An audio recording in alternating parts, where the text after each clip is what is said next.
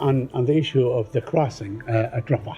I mean, we have not seen any aid trucks go through for a number of days now, through Rafah and Karma Salim. So how are you getting, you said that you're getting the aid through to those that have been forced to flee Rafah. How are you getting it through? So first of all, you're right that Rafah is not open. Aid has been going in through Kerem Shalom. There have been some days when the aid has been in the form of commercial trucks, not humanitarian assistance, but it's still food and water that's going into Gaza, getting to people who need it. Of course, we've just opened the maritime route in the last few days, which will allow the increase of humanitarian assistance, and there has been aid going in through the north. That said, we want to see Rafah open as well, and we have been engaged in discussions with our Israeli counterparts and with our Egyptian counterparts about how to effectuate that, and it remains a top priority for us. Is it likely to open in the next day or so? What's that? Is it likely to open? I'm just not. Said I never make predictions. Sorry, I was kind of momentarily stunned by your original answer, so I forgot my question, but these will be brief. So are you okay then with the application for arrest warrants against Hamas? We do not believe that they have jurisdiction over either of the parties of this so conflict, you don't think that includes Hamas. You don't think that Hamas leaders should be prosecuted? We absolutely believe that Hamas should be held accountable. That could be hold on. Let me finish. That could be either through the prosecution of the war effort by Israel. It could be in other words, being killed. It could be by being killed. It could be by being brought to justice in an Israeli court. We do not believe the ICC has jurisdiction over either of the parties in this case because the Palestinian people do not represent a state. Okay. And that includes the leaders of Hamas. But obviously the administration is also troubled by actions that Israel has taken post-October 7th. So where is the accountability for that? Where do the Palestinians go? This is a question I asked Ned a long time ago, over and over and over again. Where do the Palestinians go to seek redress? So let me answer this a couple of different ways. First of all, in the short term, with respect to questions of war crimes, Israel does have open investigations, a number of open investigations. We made this public when we released our report on National Security Memo 20, including some investigations that have become criminal investigations into conduct by members of the IDF. That is the first instance for judging whether someone has committed a war crime or a violation of IDF code of conduct. That's one of the reasons why we have concerns about the ICC. The ICC is set up to be a court of last resort. If a country isn't properly holding itself and its personnel accountable, that's when the ICC comes in, not in the middle of the process as they have done here. That said, ultimately, and you know this, Matt, and because we've spoken about it a lot, we believe that there should be the establishment of an independent Palestinian state. And an independent Palestinian state would have the ability to join the Rome Statute and become a member of the International Criminal Court, as every state in the world has the right to do. But that is not what. So where do they go in the meantime? They are not SOL. I said, first of all, Israel has its own investigations. Second, we have accountability mechanisms here. We have processes that are ongoing to look at Israel's compliance with international humanitarian law. So there are places to look at these questions. It's just, in our view, fundamentally not a role of the ICC. And I should say, but remember, we have a jurisdictional complaint here in that we don't believe the ICC has jurisdiction. But if you looked at the statement the Secretary made that I echoed in my opening remarks, that isn't our only problem with the action the prosecutor has taken. We also have a problem that he has short-circuited an investigation and brought this action without waiting to see where these Israeli investigations end up, without completing the trip that he had planned to come to Israel to look into these questions. So it's not just a question of jurisdiction, it's also a question of the way the investigation has been conducted. So let's just focus on jurisdiction for a second. Who does have jurisdiction here?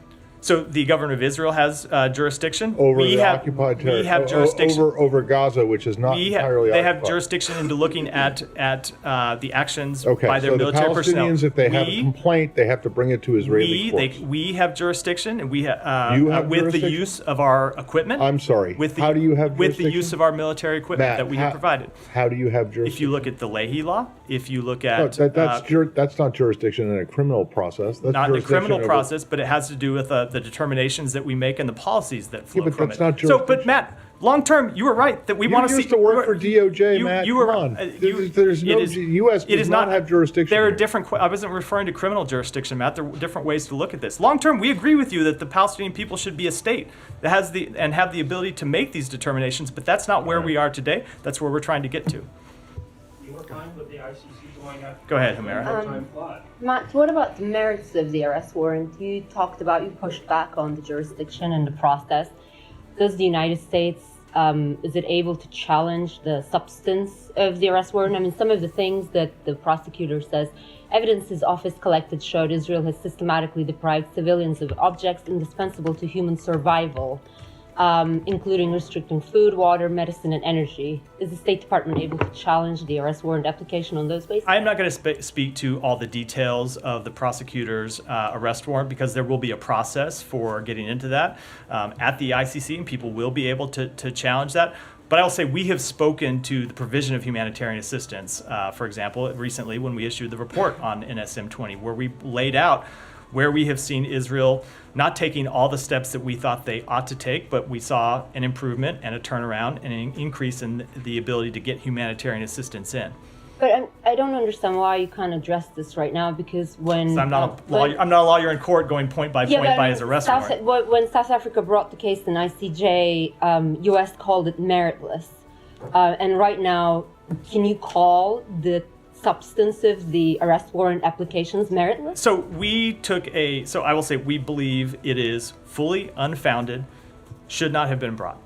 Now, with respect to the underlying allegations, we'll have time to look at that. This is an arrest warrant that was issued today. We'll have a time to look at it, to digest it, and perhaps issue a more complete response. But as I said, we shouldn't be where we are today because there are processes ongoing to look at some of these questions that we think should have been allowed to play out. And as I said, when you look at the fact that the prosecutor was scheduled to go to Israel and his staff was scheduled to go there today, we were puzzled to understand why he would yank those trips and go on television to make an announcement, something that also is very strange. As Matt pointed out, I used to work at DOJ. It's not usually how prosecutors announce their. I did not say that it was you pointed strange out. that he went on TV. You pointed out I used to work at DOJ. Is what I was referring to.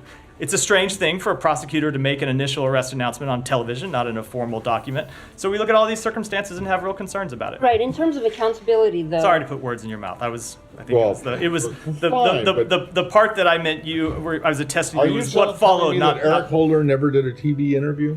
Not to announce an arrest warrant before we had issued any actual charging documents. No. So you're just angry angry at the process that he used. I will say the process itself calls into question the underlying substance. Right. In terms of accountability, though, you talk about the fact that Israel has open investigations.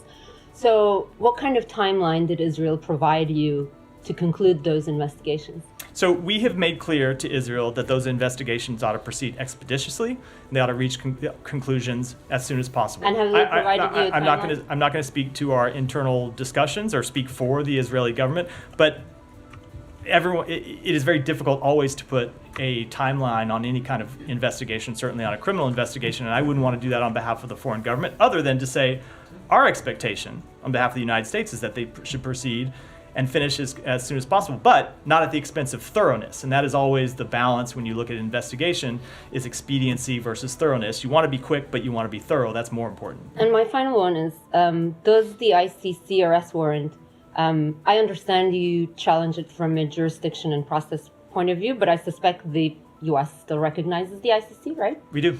Right. Yeah. So the fact that the prosecutor has applied for an arrest warrant and talking about crimes against humanity, does that give the State Department a pause or give you second thoughts about the conclusions of the NSM report? I mean, you have raised certain concerns there, but then you did find Israel's assurances credible. Is that something that would make you rethink that conclusion? No. If we saw new evidence, we would always look at that and be willing to, we're always willing to look at our assessments if they are changed by new evidence that comes in the door. But we had conducted a thorough review in writing that report, and there's nothing that we saw in the charges announced today that changes our fundamental conclusions.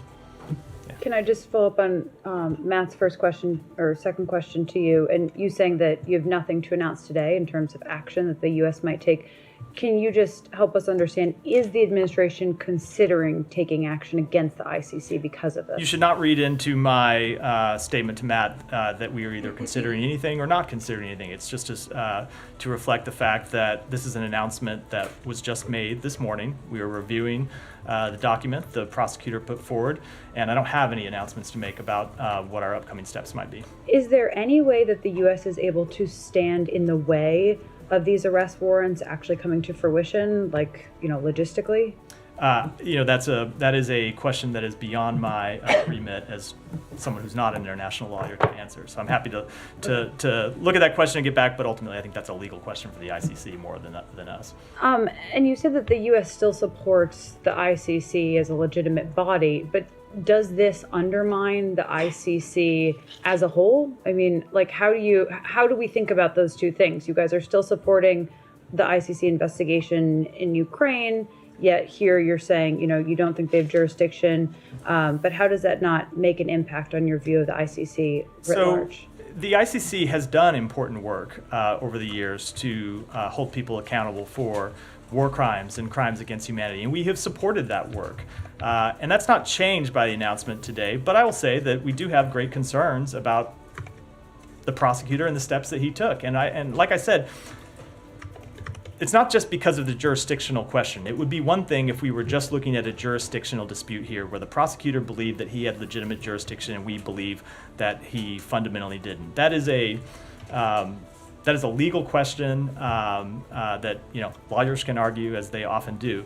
But ultimately, we look at the way the investigation itself has been conducted, and that gives us added concerns about the actions that he took. Okay. Yeah. Thanks, Matt. You mentioned that the US thinks this is fully unfounded. Did you just mean like coming to the conclusion of these arrest warrants being sought, or did you mean the whole process? So I'm not going to. I mean the entire process. I'm not going to go do a factual point by point of each of the charges, but the process itself, the equation of Israel with Hamas, a brutal terrorist group with a democracy that, for all its faults, does, like any democracy, does have its own existing accountability mechanisms that are underway. We find that process and the outcome that it has generated deeply flawed. But the ICC coming to this conclusion, presumably they're looking at pretty similar material to what the US looks at when you're doing your own process and assessment of the actions that that Israel has taken. So if they are looking at open source evidence and that kind of thing, is the US? Can you say whether you're confident in the process that the ICC uses to get to its conclusion, or I don't have any confidence in the process that they use to get to conclusion in this case. In fact, quite the opposite. And I don't know where they got their information. This goes to the point I made in my opening statement about calling off a visit to Israel, where they could have interacted with the Israeli government. They, of course, are not on the ground in Gaza to collect information firsthand. Whether they've been able to collect evidence otherwise, I don't know. I presume we would see as the case goes forward. What do you mean you don't know where they got their information from? A lot of it's open source. That's so. My point is, do they have to go to Israel to figure out what public comments from Israeli officials? It is not just so. Whenever you're conducting a case, it's not just a question of public comments. I would think, if you were going to bring a case of this nature, you might want to go to the Israeli government and say, "Okay, we have concerns." Hold on, let me. We have concerns. We have concerns about. You're sure that they didn't? We have concerns about the following things. Why don't you brief us on your ongoing investigations? And you know that they didn't. I know they have not conducted a full, complete process to that regard. There was a trip that was scheduled to go through some of these questions. That trip has been in. Whether they've conducted some limited review, I will let the Israeli government speak to that. I know that they have not. That the Israeli government was prepared to cooperate in much more extensive detail, and that process was ended by the action the prosecutor. Let's turn it around. What about Hamas? I don't think Hamas was going to cooperate with an investigation. No, if that's the question. So they don't need to go to Gaza and talk to Sinwar and who's the other guy? I can't remember. Yeah, and they don't need to go to Doha, but they do need to go to Israel. So we don't even get to the question because there's a jurisdictional issue. Right? We don't believe they have jurisdiction over the leaders of Hamas who are in Gaza. But now you're. We have more than one concern about this case. I get that. But So I would say if you but if they don't have jurisdiction, then why are you saying that they should have gone to Israel? Because Israel is not a member of the court, and you are not a member of the court. So why should they go to Israel? We have more than one concern. As we said in the statement, despite Israel, we made that clear in the statement, despite Israel not being a member of the court, they were willing to cooperate. With respect to Hamas, however, I would say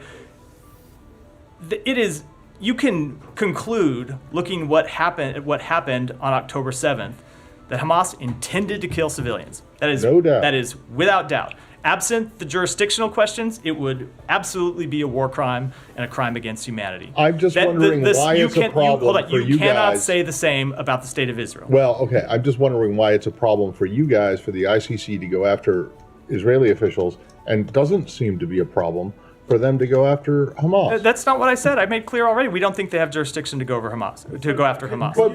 But so should Hamas be held accountable for what they did? I answered that question a little while ago. I said yes, they should absolutely be held accountable. The Israeli government should be held accountable on the battlefield, and if not a battlefield, in a court of law. All right. Could you clarify something you said to Camilla? Sorry, Matt. You said that the fact that they were combined together, the two indictments, if they were separate indictments, if they were separate orders of arrest and so on, would that be acceptable? If, let's say, it doesn't change the jurisdictional it does objection. not. But that you would accept. Just so I can understand. I just said the opposite. We have a jurisdictional objection. So no. If there was just an indictment of Hamas by itself and of Israel by itself, you can say we take the indictment against Hamas, but not against Israel. Is that I'm trying to understand? No, then I thought I was clear. We do not believe they have jurisdiction to either of the parties in this conflict. Hold on.